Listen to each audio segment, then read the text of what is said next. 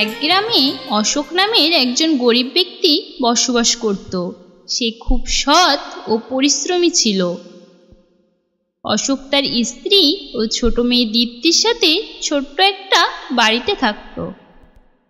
একদিন অশোক বাড়ি থেকে বাজারের জন্য বের হলো। অশোক গ্রামের পথ দিয়ে বাজারের দিকে যাচ্ছিল। যেতে যেতে রাস্তায় তার সাথে মাখনলালের দেখা হয়। কি অশোক, কোথায় চললে? এই তো বাজারের দিকে যাচ্ছিলাম। আমিও বাজারেই যাচ্ছি।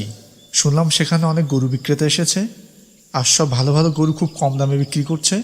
তাই কম দামে গরু বিক্রি করছে? হ্যাঁ, খুব সস্তায়।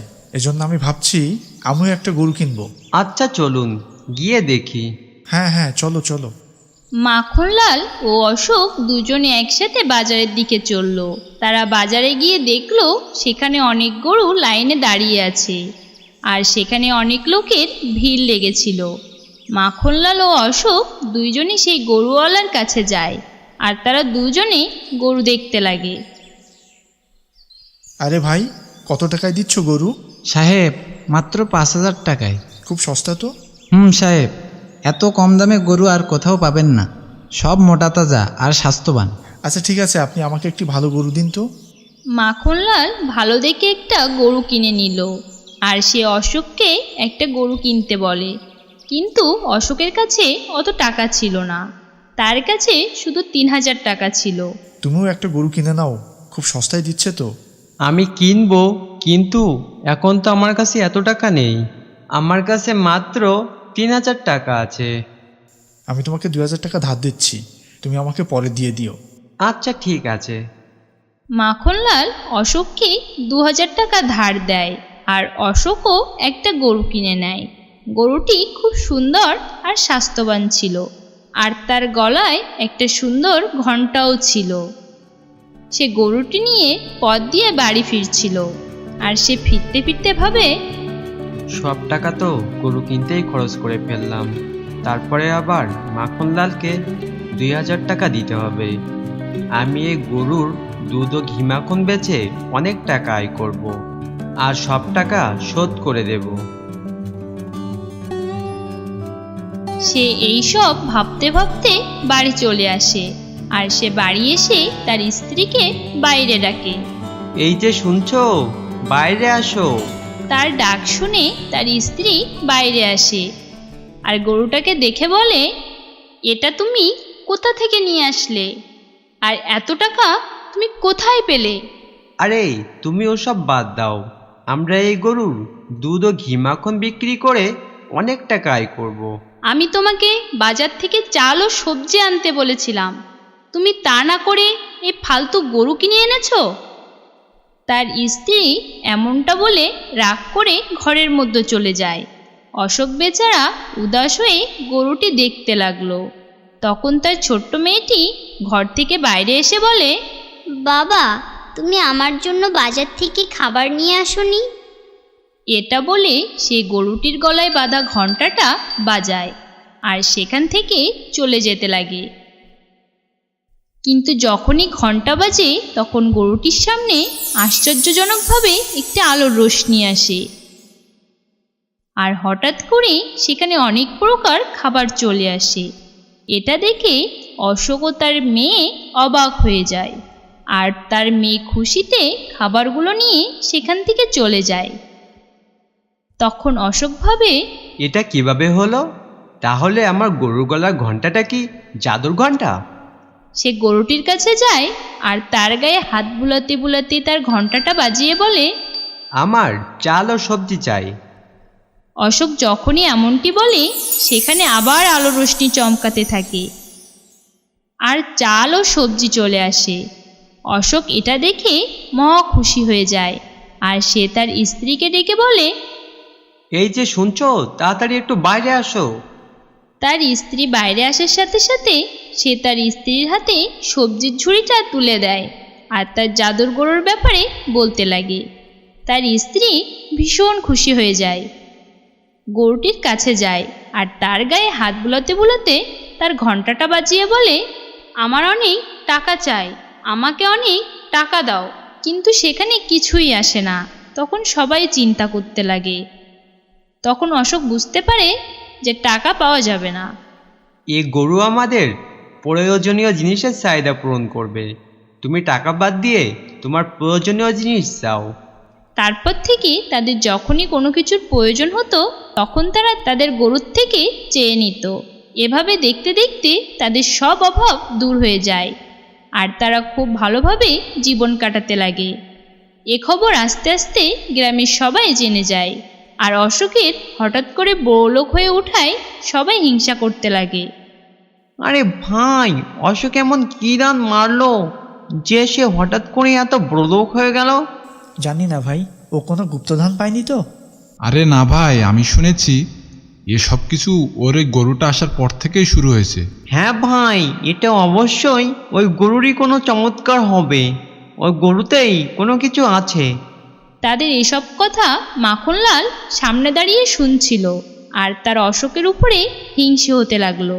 এই অশোক এত গরিব ছিল আর এখন আমার থেকেও বড়লোক হয়ে যাচ্ছে।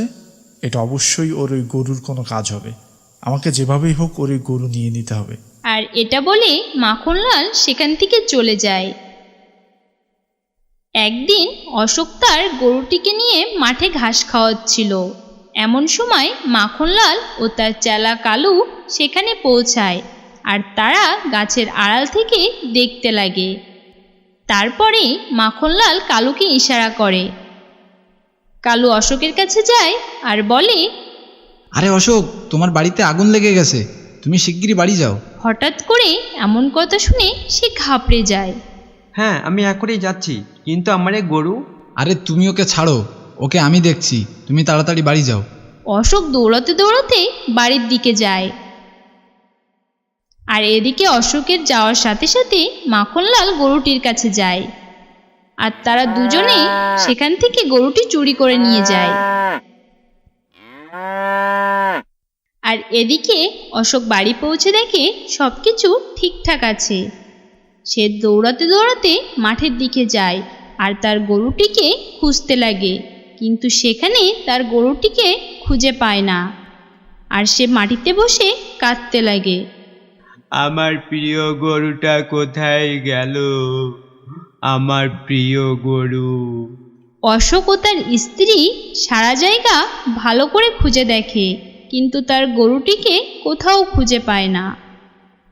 বাবা বাবা, আমি আমাদের গরুটাকে মাখনলালের বাড়ির সামনে দেখলাম। মনে হয় সে আমাদের গরুটাকে চুরি করে নিয়ে গেছে।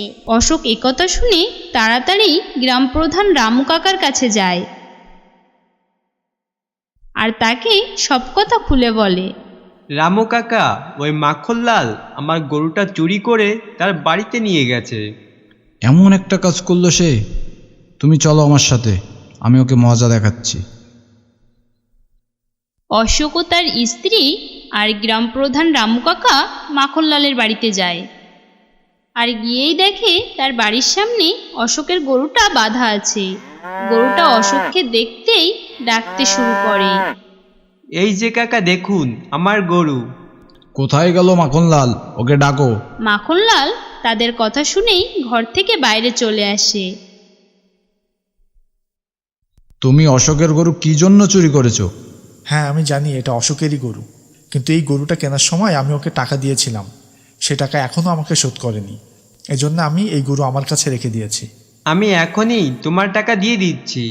না থাক, এখন এই গরু আমার হয়ে গেছে, আমাকে আর টাকা দিতে হবে না। রামু কাকা মাখনলালকে বুঝায়, কিন্তু সে কিছুতেই মানতে নারাজ।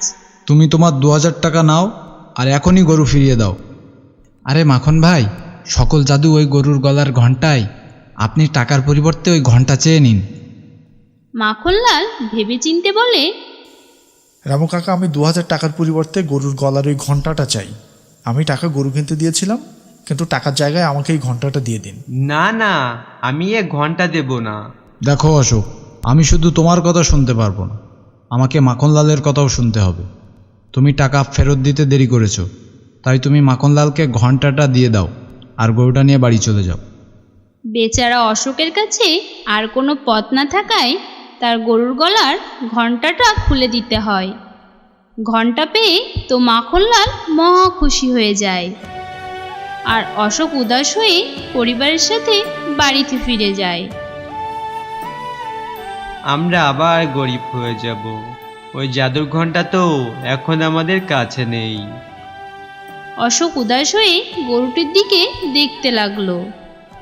এমন সময় তার মেয়ে এসে বলে, বাবা বাবা, আমাদের ঘরে তো চাল নেই, সব চাল শেষ হয়ে গেছে। তার মেয়ে যখনই এমনটা বলে সেখানে আবার আগের মতো আলোর রোশনি চমকাতে থাকে আর আবারও চাল ডাল চলে আসে। এটা দেখে তো অশোক অবাক হয়ে যায়। ও আচ্ছা, তাহলে এই জাদু আমার প্রিয় গরুর। ওই ঘন্টা তো তাহলে কোনো কাজেরই না। আর এদিকে মাখনলাল ঘন্টা বাজাতে থাকে আর বলতে থাকে, টাকা চলে আয়, গহনা চলে আয়, তাড়াতাড়ি অনেক সুস্বাদু খাবার চলে আয়। কিন্তু সেখানে কিছুই আসে না। রাগে মাখনলাল বারবার ঘন্টাটি বাজাতে থাকে। এই ঘন্টা তো কাজেরই না, ফালতু আমার 2000 টাকা জলে গেল। এর থেকে ভালো হতো যদি আমি আমার টাকা নিয়ে নিতাম। রাগে মাখনলাল ঘন্টাটি বাইরে ছুঁড়ে ফেলে দেয়। অশোক ও তার পরিবার আবার আগের মতো গরুটির সাথে সুখে শান্তিতে থাকতে লাগলো।